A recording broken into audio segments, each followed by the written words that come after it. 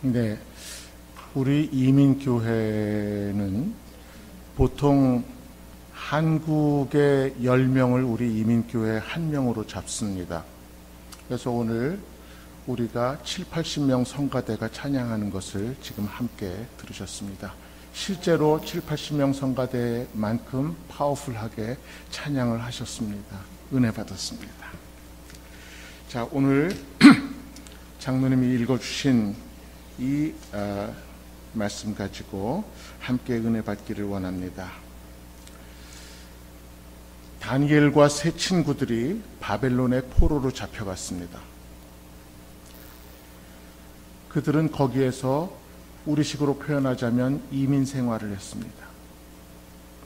그들은 포로로 잡혀간 그 바벨론에 살면서 그 바벨론의 종교적인 환경 그리고 바벨론의 문화 속에서 살고 있음. 하지만 그런 가운데서도 그들은 자신들의 신앙 정체성 그리고 민족 정체성을 지키기를 원했습니다. 그래서 그들은 뜻을 정해서 함께 기도하면서 하나님의 말씀대로 살기를 힘썼다고 했습니다. 그 결과 다니엘과 세 친구들은 하나님의 인도하심과 하나님의 보호로 그들의 신앙 정체성을 잘 지켰을 뿐 아니라 그 나라 사람들의 인정을 받아서 하나님을 높여드렸다는 것이 우리가 오늘 읽은 다니엘서 2장 앞에 있는 다니엘 1장의 내용입니다. 오늘 우리가 읽은 2장 말씀에는 느부갓네살 왕의 꿈 이야기가 나옵니다. 느부갓네살 왕 아주 유명한 임금이죠.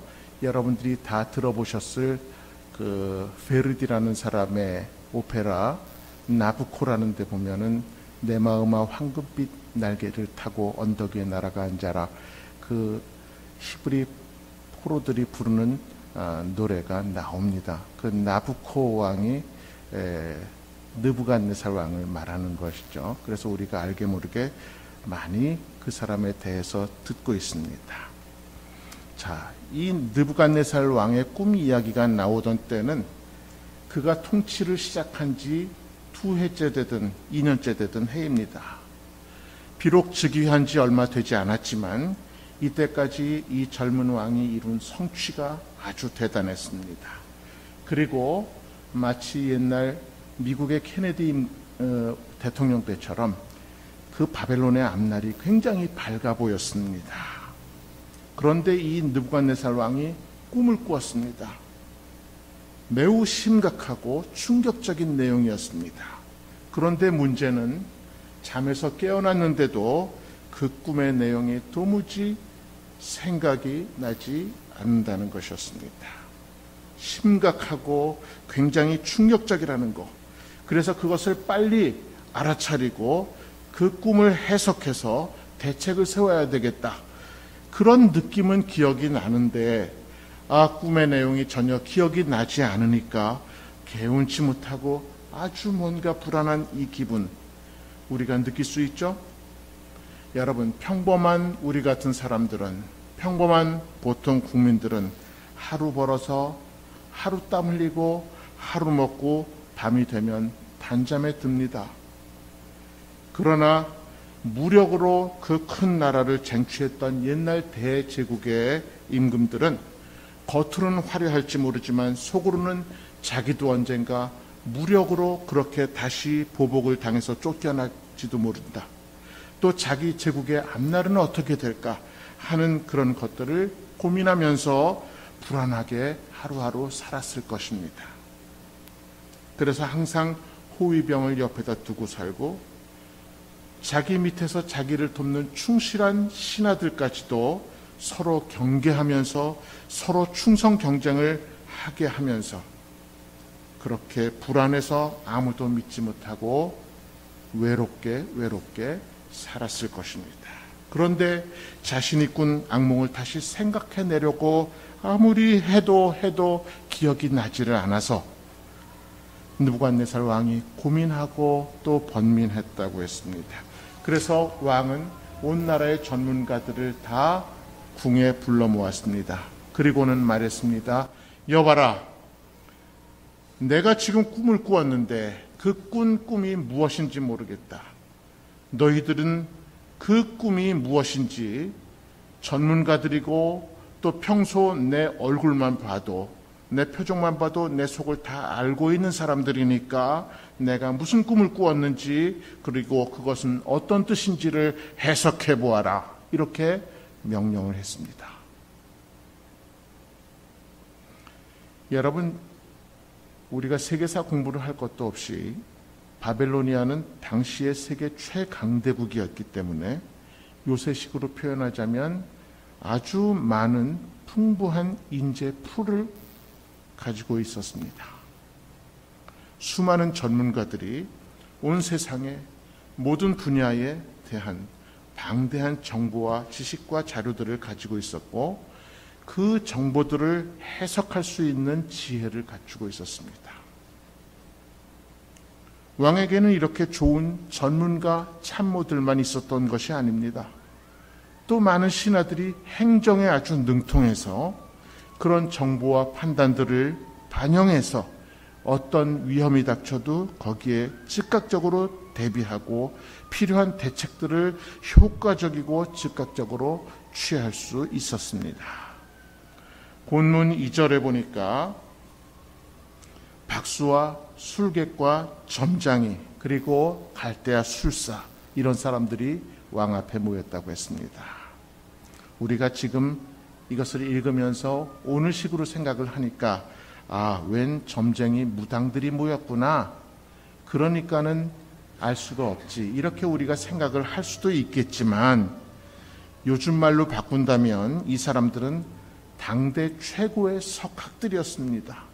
정신분석학자, 심리학자, 신경병리학자, 대통령 주치의, 의학박사, 약학박사, 이런 사람들입니다. 하지만 이 전문가들이 왕 앞에서 하는 말은, 왕이시여, 물론 해석해 드리겠습니다. 그런데 왕께서 무슨 꿈을 꾸셨는지 그것을 알려주십시오. 그러면 저희가 해석해 드리겠습니다. 이렇게 이야기를 하는 것이었습니다. 여러분, 세상의 모든 일이 인풋이 있어야 또 아웃풋도 있는 것이 아니겠습니까? 그런데 왕이 인풋은 없이 아웃풋만 요구하니까 그게 어떻게 가능하겠습니까? 하지만 느부갓네살 왕은 생각이 달랐습니다. 전문가들이라면, 평범한 사람이 아니라면, 다른 사람이 누구나 다 할 수 없는 것, 누구나 할 수 있는 그런 것을 넘어서는 통찰력을 갖고 있어야 한다고 생각했습니다. 그렇기 때문에 이 왕이 지금 화가 났습니다. 뭐든지 다 잘한다는 그러한 최고의 전문가들이 모여서 내 꿈 하나도 알아내지를 못하느냐. 이 자들은 하는 일도 없이 비싼 농만 다 축내고 있는 사람들이구나. 화가 나서, 여봐라, 다 쓸데없으니까 이놈들을 다 죽여버려라 하고 명령을 했습니다.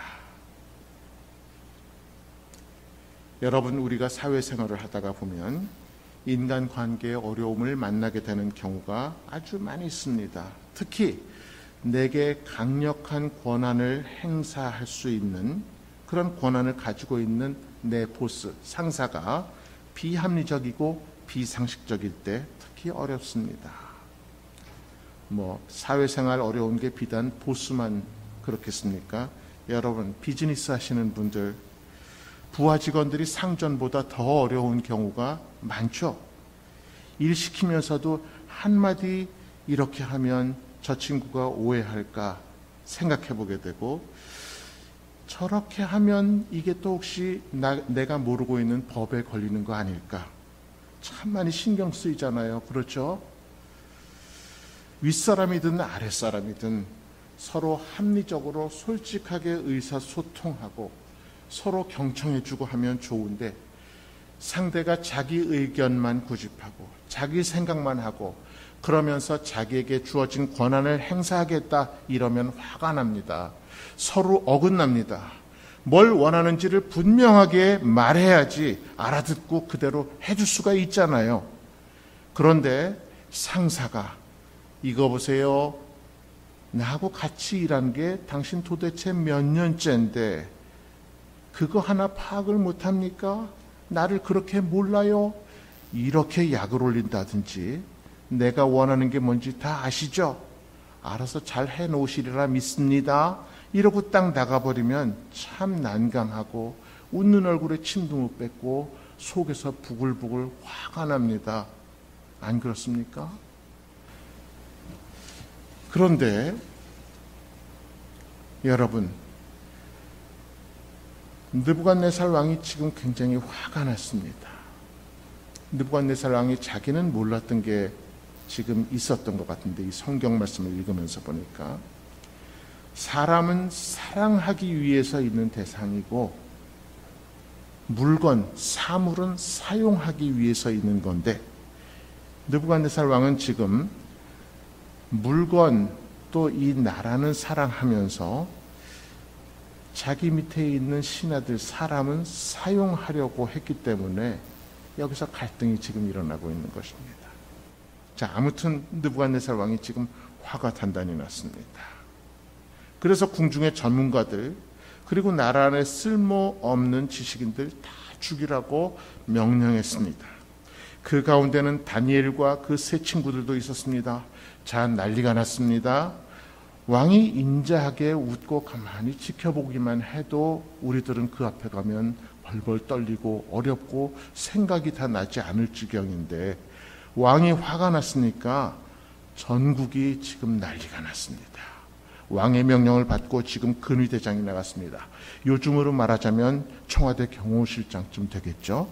경호실장이 나가서 나라 안의 전문가들을 다 잡아서 죽이려고 지금 막 출동하는 중이었습니다. 이때 다니엘과 마주쳤습니다. 다니엘은 이 위급한 상황에서도 놀라거나 도망가거나 화를 내거나 하는 이런 감정적인 반응들을 보이지 않았습니다. 그리고 그는 지혜롭고 침착하게 대처했습니다. 14절의 말씀을 보니까 그때 왕의 근위대장 아리옥이 바벨론 지혜자들을 죽이러 나가매 다니엘이 명철하고 슬기로운 말로 말했다고 그랬습니다. 왕의 명령은 상식에 맞지 않고 부당한 억지 명령이었습니다. 오늘 본문을 읽다 보면 당시 세계 최고 강대국 왕실의 그 살벌한 분위기, 그리고 그 급박한 상황이 느껴집니다. 이런 상황이 되면 누구나 두려워하고 당황해서 어쩔 줄 모르게 되죠. 내가 어떻게 한 것도 아닌데, 내가 잘못한 것도 아닌데, 딴 사람 때문에 우리가 다 죽게 생겼잖아요.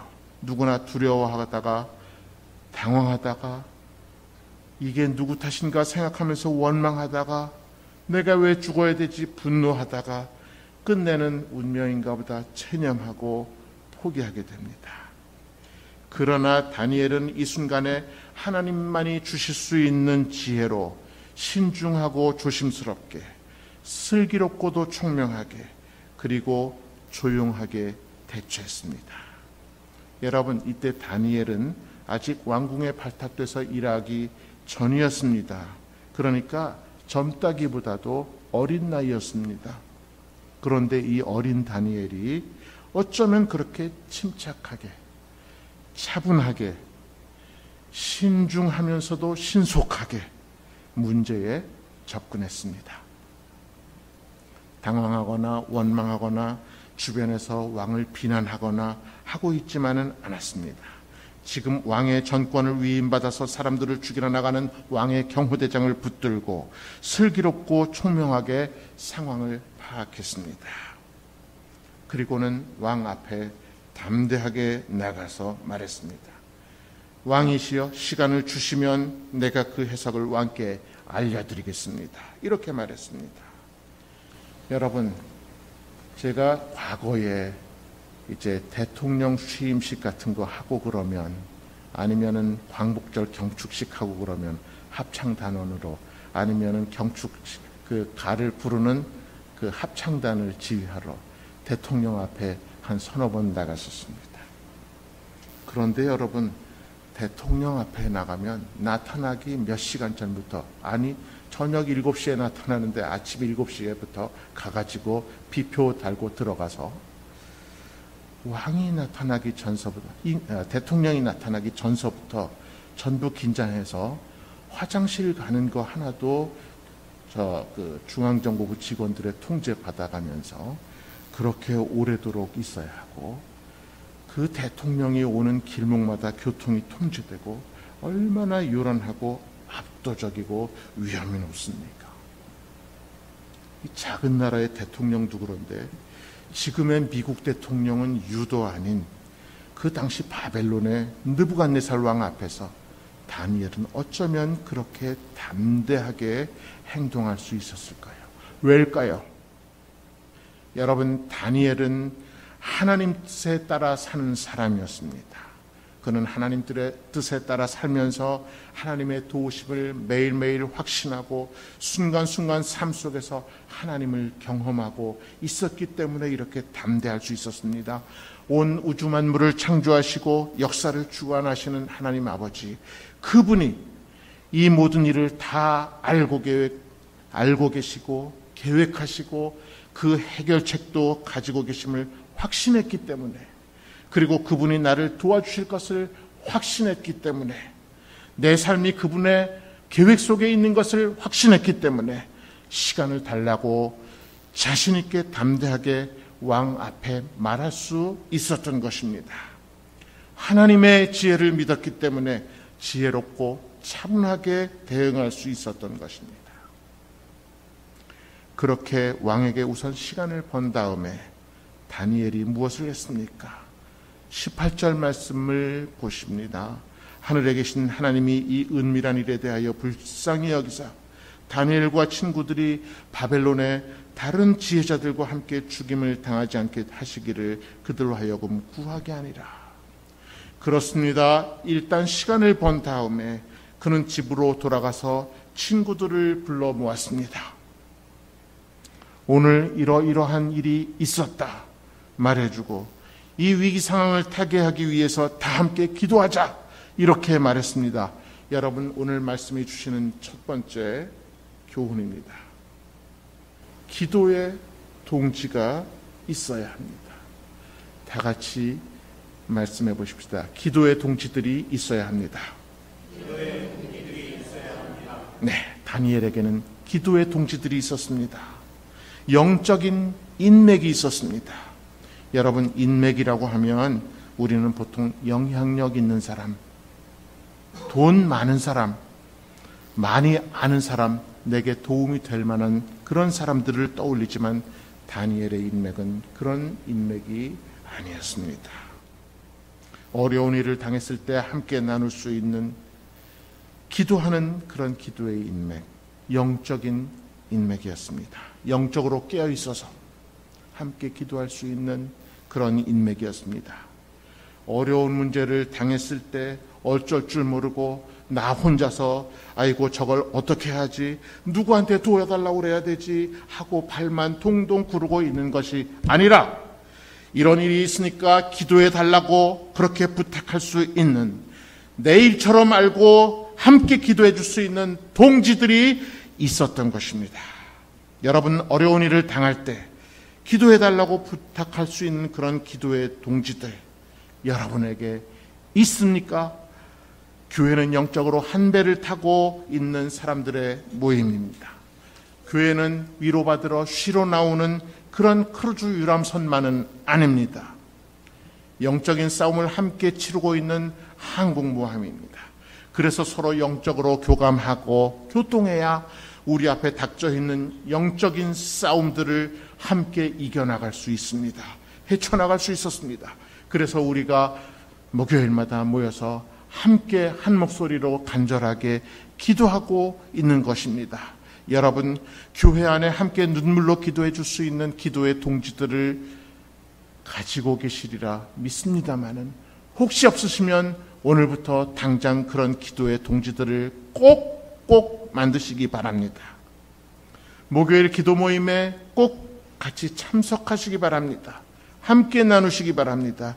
교회 안에 그래서 서로 영적인 정보, 기도의 정보하시다니까 그런 정보들을 나누시고 공유하시기 바랍니다. 정보라고 하면 우리들 하도 요새 세상이 그렇다 보니까 이런 것들 생각하죠. 메이시에서 이번에 세일을 하는데 쌍둥이 칼이 너무너무 싸게 나왔대. 잭인더박스에서 쿠폰을 전화에 다 내려주는데 저도 한번 가서 먹었습니다. 내려주는데 그거 갖고 가면 5불짜리 공짜 해준대. 그러니까 이거 봐. 자, 이런 정보도 유익하기는 하지만, 그러나 이런 일이 있으니까 기도해달라, 내가 지금 이런 상태다 하는 이런 정보를 주고받는 기도의 동지들 꼭 만드시기 바랍니다. 다니엘과 세 친구들이 함께 합심해서 기도했습니다. 어이없게 죽게 된 다니엘과 세 친구들, 이들은 하나님 앞에 합심해서 자기들만 위해서 기도한 것이 아니고 온 나라의 지혜자들까지 위해서, 나라를 위해서 함께 중보 기도했습니다. 여러분, 마태복음 18장 19절에서 20절에 보면 말씀하셨지요. 여러분, 우리가 함께 읽어보십시다. 시작. 너희 중에 두 사람이 땅에서 합심하여 무엇이든지 구하면 하늘에 계신 내 아버지께서 그들을 위하여 이루게 하시리라. 두세 사람이 내 이름으로 모인 곳에는 나도 그들 중에 있느니라. 이렇게 말씀하셨잖아요. 하나님은 내가 혼자 하는 기도 물론 들어주십니다. 그러나 여러 사람이 함께 힘을 모아서, 마음을 모아서 간절하게 드리는 그런 기도는 더 강하고 더 능력이 있고 더 빨리 응답받을 수 있습니다. 다니엘과 세 친구들이 하나님 앞에 함께 합심해서 이렇게 기도했습니다. 여러분, 오늘 두 번째 말씀에서 얻을 수 있는 교훈입니다. 그러면 기도는 어떻게 해야 합니까? 기도는 하나님의 주권을 인정하는 데서 출발해야 합니다. 하나님의 주권을 인정해야 합니다. 다 함께 말씀해 보고 싶다. 기도는 하나님의 주권을 인정해야 합니다. 하나님 앞에 그들이 함께 기도한 내용을 한마디로 요약하자면, 지금 우리가 본문 18절에서 보았지만 하나님 불쌍히 여겨주십시오, 이런 기도였습니다. 하늘에 계신 하나님이 이 은밀한 일에 대하여 불쌍히 여기사 다니엘과 친구들이 바벨론의 다른 지혜자들과 함께 죽임을 당하지 않게 하시기를 그들로 하여금 구하게 하니라. 다니엘이 친구들에게 어떻게 기도해달라고 했습니까? 어떻게 기도해달라고 했습니까? 하늘에 계신 하나님이 이 은밀한 일이 무엇입니까? 왕에게 꿈으로 나타내셨지만 다시 감추신 이 은밀한 일, 이 일에 대하여 불쌍히 여겨주셔서 다니엘과 친구들이 바벨론의 다른 지혜자들과 함께 죽임을 당하지 않도록 그렇게 기도해달라. 다니엘이 기도 그룹에 부탁했습니다. 여러분, 기도는 이렇게 하나님과 나와의 관계를 분명하게 인식하는 데서부터 출발해야 합니다. 우리가 보통 기도할 때 어떻게 하나 다시 한번 생각해 보십시다. 멀리 여러분들한테까지 할 거 없이 저도 기도할 때 정신 차리지 않으면 꼭 그런 기도로 가더군요. 하나님, 이것을 이루어 주세요. 내게 이것이 필요합니다. 하나님, 그러니까 내가 지금 이게 필요해서 이렇게 할 건데, 하나님은 지금은 너무 갑자기 끼어들지는 마시고 내가 요거 하고 있을 때 잘 지켜보고 타이밍을 보고 계시다가 놓치지 말고 내가 요렇게 어시스트 받을 준비가 됐을 때 나한테 어시스트를 주시면 그때도 하나님이 이루신다는 거는 생각을 안 하고 내가 그때 이렇게 딱 슛을 골인할 수 있게 그렇게 도와주세요. 이렇게 제가 보통 기도를 하더군요. 여러분들은 안 그러시리라고 믿습니다. 여러분, 이런 기도가 물론 틀렸다, 잘못됐다, 이런 것은 아닙니다. 그러나 무엇보다도 먼저 하나님, 나는 죄입니다. 내가 할 수 있는 것은 아무것도 없습니다. 그러니 하나님, 나를 불쌍히 여겨주십시오. 나를 긍휼히 여겨주십시오. 우리 교회를 불쌍히 여겨주십시오. 여기에서부터 출발하는 것입니다.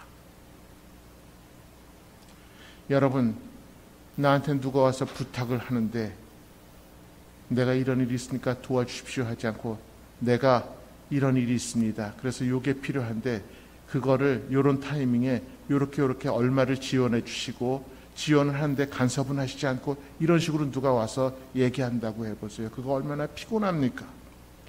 예수님을 만나서 응답을 받았던 사람들의 부르짖음에는 공통점이 있습니다. 눈먼 사람, 문둥병자 이런 사람들의 부르짖음은 딱 한마디였습니다. 무슨 한마디였습니까? 다윗의 자손 예수여 나를 불쌍히 여겨 주시옵소서. 여러분, 우리 기도의 기본이 이것이 되어야 합니다. 기도의 시작도 이것이 되어야 하고 기도의 마침도 이것이 되어야 합니다. 우리가 이기적인 기도를 해도 일방적으로 요구하고 하나님을 의지하지 않는 그런 기도를 해도 하나님이 우리가 불쌍한 거 다 아시니까 다 헤아려서 들어주시기는 하십니다. 그러나 정말 하나님을 감동시킬 수 있는 그런 기도, 응답받는 기도는 하나님 저희를 불쌍히 여겨주십시오. 내 안에는 아무 능력이 없습니다. 내가 아무리 이리 보고 저리 보고 뜯어보아도 내게는 선한 것이 아무것도 없습니다. 힘도 없고 잘난 것도 없습니다. 그러니 저를 불쌍히 여겨주십시오. 이런 것입니다. 기도가 잘 안 되십니까? 기도가 막히십니까? 기도가 연결되지 않습니까? 너무 힘들고 답답하십니까? 단순하고 간단하게 이 말씀부터 시작하십시오. 예수님 이 죄인을 불쌍히 여겨주십시오. 우리 다 같이 한번 외쳐봅시다. 예수님 이 죄인을 불쌍히 여겨주십시오. 예수님 우리 가정을 불쌍히 여겨주십시오. 예수님 우리 교회를 불쌍히 여겨주십시오. 네, 이렇게 기도하면 기도가 살아납니다. 하나님께 다시 집중하게 됩니다. 더 가까이 나가게 됩니다. 다니엘과 친구들은 하나님께 간절히 기도했습니다. 불쌍히 여겨달라고. 하나님이 왕에게 잠깐 보여주셨다가 다시 감추신 그 꿈, 은밀한 꿈, 왕도 꾸고 나서도 알 수 없었던 그 꿈, 아무도 알아내지 못했던 그 꿈, 그러나 하나님이 꾸게 하셨으니까 하나님이 그 감추어진 그 꿈을, 그 계시를 다시 우리에게 알게 해달라고, 하나님의 지혜 달라고 이 기도 그룹이 기도했습니다. 여러분, 우리 교회도 우리 마음에서 마음으로, 영에서 영으로 이어지는 그런 든든한 기도의 삼겹줄이, 그런 기도의 그룹이 많이 생겨나기를 바랍니다. 이렇게 하나님의 지혜를 구하면 우리 하나님께서는 넉넉하게 주시겠다고 야고보서 1장 5절에 이렇게 말씀하셨습니다. 함께 읽어보십시다. 너희 중에 누구든지 지혜가 부족하거든 모든 사람에게 후히 주시고 꾸짖지 아니하시는 하나님께 구하라. 그러면 주시리라. 아멘. 다니엘의 기도 모임은 하나님께 이렇게 기도했습니까? 이렇게 기도하니까 오늘 19절 말씀에 이에 이 은밀한 것이 밤에 환상으로 다니엘에게 나타나 보이매 다니엘이 하늘에 계신 하나님을 찬송하였다고 했습니다. 여러분, 우리의 지혜가 얼마나 깊습니까? 우리 지혜는 길어야 3, 40년, 더 길면 5, 60년 쌓인 그런 지혜입니다. 그러나 세상은 점점 빨리 변하고 계속해서 변하기 때문에 지식과 지혜의 유효기간도 점점 짧아지고 있습니다. 그래서 어떤 지식을 내가 공부해서 학위를 받았다고 해도, 내가 남들이 안 하는 경험까지 많이 해서 경험이 쌓였다고 해도 그런 지혜와 지식은 새로 생겨나는 지혜와 지식과 충돌하게 마련입니다. 그러나 하나님의 지혜는 어떻습니까? 하나님의 지혜는 태초부터 창세전부터 계셨고 지금도 살아서 역사하시고 영원무궁토록 변하지 않습니다. 하나님께서는 다니엘의 기도 모임에 감추었던 비밀을 보여주셨습니다. 세계 최강의 나라 이 왕조가, 그 역사가 어떻게 전개될지를 미리 보여주셨습니다. 오늘 우리가 읽었던 본문의 뒤쪽에 보면 다니엘이 왕에게 꿈을 가르쳐주고 설명한 것이 나옵니다. 그것을 해석하면 어떻게 되나 하면 바벨론이 쇠퇴하고 페르시아 제국이 일어나고 그 뒤를 이어서 헬라가 일어나고, 그러다가 다시 헬라가 망하고 난 다음에는 로마가 일어나고, 이렇게 왕조가 변하고 역사가 전개될 것을 보여주신 것입니다. 사람은 도저히 예측할 수도 없고 상상도 할 수 없는 그런 역사의 전개를 하나님께서는 다니엘의 기도 그룹에 보여주셨습니다. 대학에서 배운 지식, 인터넷 검색, 전문서적 이런 걸 통해서도, 최고의 전문가 컨설턴트에게 가서도, 석학들이 모여서 토론하는 그런 세미나에서도 얻을 수 없는, 하나님께서만 주실 수 있는 하나님의 지혜를 알려주신 것입니다. 하나님께서는 오늘도 우리에게 기도하라고 말씀하십니다. 생명이 위협받는 상황에 있다 하더라도 기도하라고 말씀하십니다. 그러면 하나님께서 해결해 주신다고 말씀하십니다. 기도하면 문제가 해결됩니다.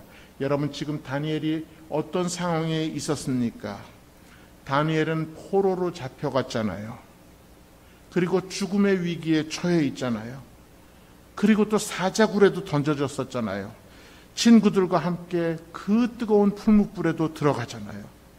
여러분, 우리가 요즘에 대공황 이후에 없었던 그 불경기를 통과하고 있는 중인데, 제 친구가 그렇게 이야기하는 것을 들었습니다. 3층에 있는 것 같다 2층에 내려가는 것 같았다가, 또 1층으로 곤두박질 치는 것 같았다가, 거기서 밑에 뜰에 땅바닥으로 떨어지는 것 같았다. 그래서 이제는 다시 올라가게 바닥치는 일만 남았다 했더니 다시 땅이 꺼지고 지하실로 들어가더라. 이렇게 참 어려운 그런 시대잖아요. 그렇지만 우리가 지금 다니엘의 상황보다 더 어려운 상황은 아니지 않습니까? 저도 오늘 이런 불경기 속을 같이 살고 있지만, 교회에 올 때 암만 오래된 차지만 저도 일제차를 타고 왔습니다. 근데 우리가 다니엘의 상황보다 훨씬 낫습니다. 여러분, 우리가 기도하십시다. 합심해서 기도할 때 하나님께서는 인간의 지혜와 상상을 초월하는 하나님의 지혜를 우리에게 주실 줄로 믿습니다. 본문에 보면 다니엘이 왕 앞에 가서 하나님께서 보여주신 그것을 다 이야기했습니다.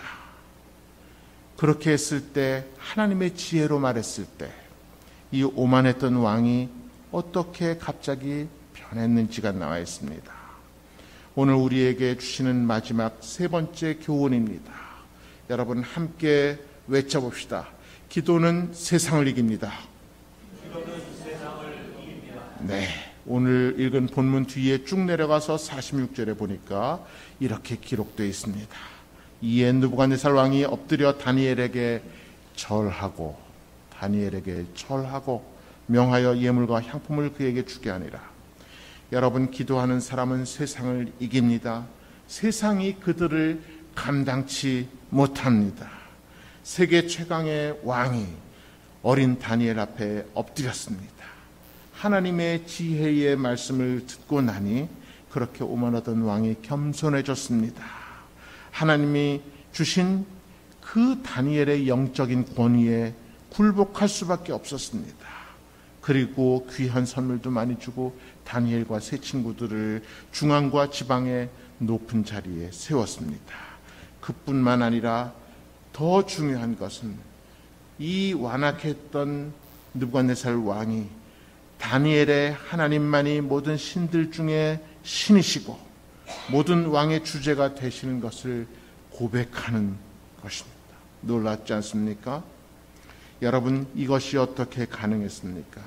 다니엘과 세 친구들이 함께 하나님의 지혜를 인정하고 하나님 앞에 하나님 불쌍히 여겨 주십시오, 저희가 죄인입니다 인정하고 하나님께서 주시는 지혜대로 순종한 그런 결과입니다. 사랑하는 성도 여러분, 하루하루가 힘든 이민 생활을 살아나가고 있습니다. 매일매일의 삶에서 우리는 예측하지 못했던 비상식적인 사람을 만납니다. 운전하고 가다가 돌발적으로 무례한 운전자를 만납니다. 예측할 수 없는 위험한 상황이 닥칩니다. 갑자기 건강에 문제가 생깁니다. 가정에 문제가 생기기도 합니다.